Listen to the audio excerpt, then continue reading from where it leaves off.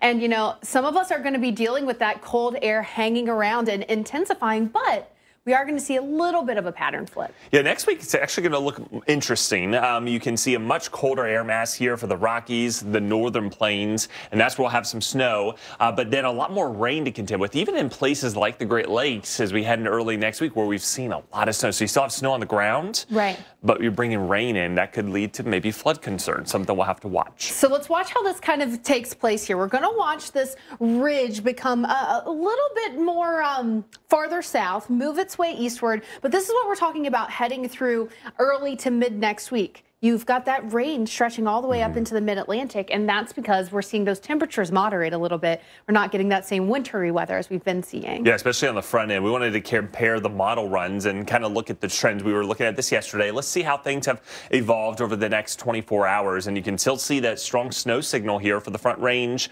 also into the northern plains. But look at this. This really catches my eye because this would be a very impactful setup for the East Coast. Notice there's a cold side with snow on the back end, but very heavy rain and high winds if this were to verify. This is going to be another system. If this is exactly how it panned out, that you're going to have that wind that's just absolutely cranking. It's going to be impacting your travel as we head through next week. Now, the models are both hinting at some sort of system and some of these different elements that we have together, but we are watching the evolution of where they want to put the heaviest snow. Yeah, so, watching the front range, the northern Rockies, and then places across the, northern tier where we would expect snow. That's where we may see additional snowfall over the next week or two. Let's see how the European compares. And again, still showing some of that snow here over the Rockies.